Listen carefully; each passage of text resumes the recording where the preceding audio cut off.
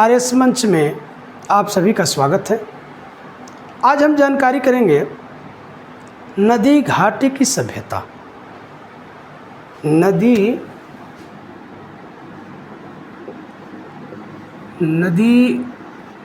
घाटी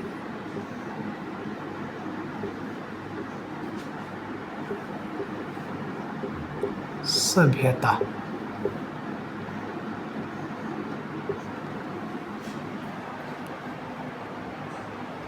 नदी घाटी की सभ्यता का मतलब पहले जान लीजिए।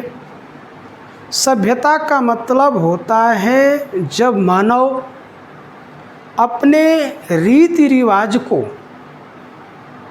बदल देता है और नई स्थिति में पहुंच जाता है, उसको सभ्यता बोलते हैं। तो भारत में एक सभ्यता विकसित हुई थी जिसका नाम है हड़प्पा सभ्यता।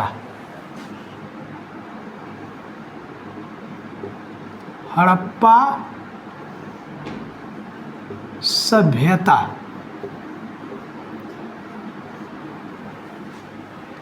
इतिहासकारों का मानना है कि हमारे यहाँ, हमारे देश में एक सभ्यता लगभग 5000 वर्ष पहले विकसित हुई थी। इसकी जानकारी कब हुई? इसकी जानकारी 1921 में जब अंग्रेज रेलवे लाइन बिछवा रहे थे, तो रेलवे लाइन जब बिछा रहे थे तो ये सभ्यता खंडहर मिला और इसकी जानकारी अंग्रेज अधिकारी को दी गई और अंग्रेज अधिकारियों ने उसकी खुदाई करवाया। जब खुदाई हुई तब तमाम वहाँ से अवशेष मिले और उस अवशेष से पूरी सभ्यता की जानकारी आज के इतिहासकार किए हैं और किताबों में पढ़ने को मिलता है। तो ये हड़प्पा सभ्यता जो है,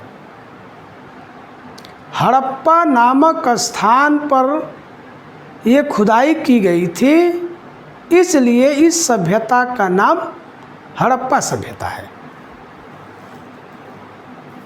अब ये सभ्यता, इसके क्या रीति रिवाज थे, कैसा भवन निर्माण था, कैसा व्यापार था, क्या बनाते थे, तो हम सबसे पहले जो है नंबर 1 पर आते हैं। तो ये हड़प्पा सभ्यता एक नगरीय सभ्यता थी। तो हम जानकारी करते हैं नंबर 1 पर कि भवन निर्माण।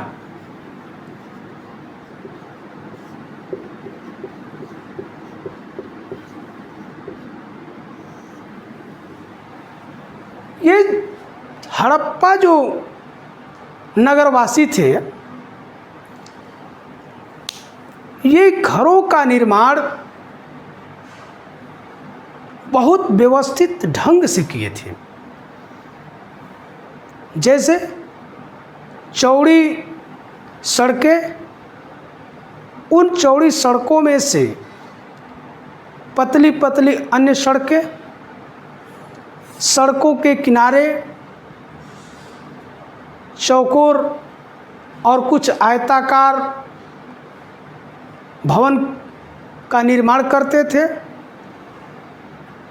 और जो नालियाँ होती थी, पानी निकलने की जो नालियाँ होती थी, वो चौड़ी होती थी और घर का पानी जो है उन नालियों में, बड़ी चौड़ी जो नालियाँ उसमें आकर के मिलता था। और बीच में आंगन हुआ करता, किनारे किनारे कमरे होते थे और बीच में आंगन होता था। खिड़की दरवाजे लगे होते थे। स्नान घर बना होता था, शौचालय बना होता था। मतलब ये बहुत ही विधिवत और बढ़िया तरीके से भवन निर्माण करते थे।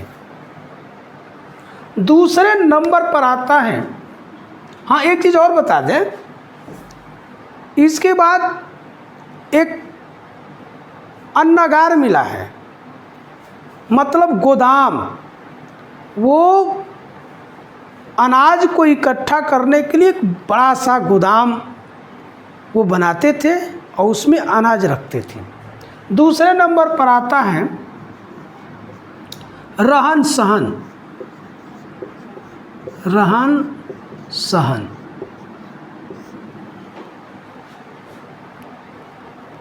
हड़प्पावासी का जो जीवन था बहुत बेहतरीन था। वो कपास का उत्पादन करते थे, कपास से वस्त्र बना करके और कपड़ा पहनते थे। इसके बाद कुछ अवशेष जो है कि आभूषण के मिले हैं, जो मिट्टी के बने हुए आभूषण, मिट्टी को पका करके और उससे जो है कि माला बना करके वो पहनते थे। और ये लोग जो है मातृ देवी की पूजा करते थे। ऐसे उनके मोहरों पर ऐसे अंकित हैं चित्र कि वो जो है कि मातृ देवी की पूजा करते थे, वृक्षों की पूजा करते थे, पशुओं की पूजा करते थे, जैसा कि उनके मोहरों में मिला है। तो रहन सहन के बाद तीसरे नंबर पर आता है व्यापार।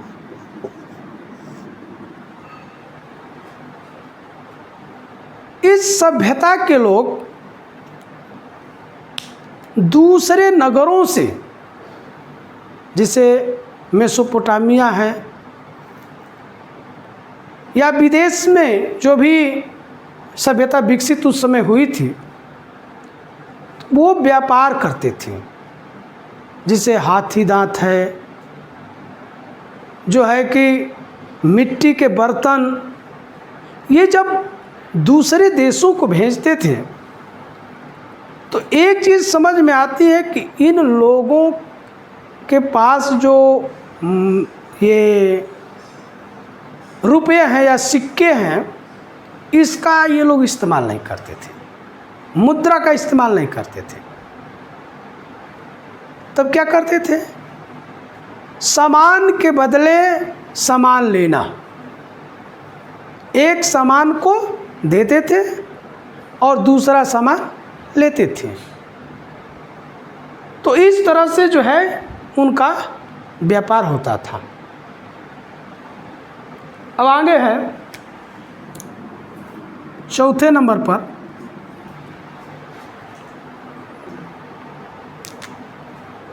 अगला नंबर है काम धंधे।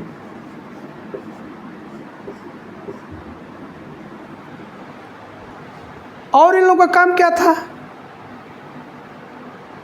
इन लोगों का काम था, जैसा कि मिला है अवशेष, कुल्हाड़ी, हाथी दांत, कंघी, दर्पण, ये बनाना जानते थे। और जो सबसे महत्वपूर्ण है वो है कांसे का निर्माण करना। ये कांसा कैसे बनाते थे? तांबा और टीन को गला करके कांसे का निर्माण करते थे। तो इनकी सबसे बड़ी उपलब्धि, इसलिए इस सभ्यता को, हड़प्पा सभ्यता को कांस्य युगीन सभ्यता भी कहते हैं।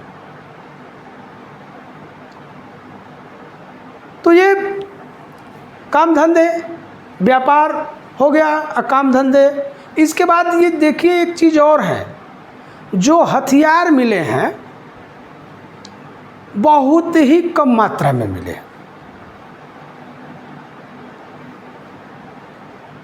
कुछ पत्थर के भी हथियार मिले हैं। तो ऐसा माना जाता है, इतिहासकार ऐसा मानते हैं कि ये लोग बहुत ही शांति प्रिय थे, लड़ाई झगड़ा नहीं करते थे। अगर लड़ाई झगड़ा करते तो इन लोग के पास हथियार होते, लेकिन काम के हथियार मिले हैं, जैसे कुल्हाड़ी मिल गया, चाकू, ऐसे मिला है। और तो ये काम धंधा के बाद इनकी लिखावट, देखिए लिखावट बहुत महत्वपूर्ण है। लिखावट,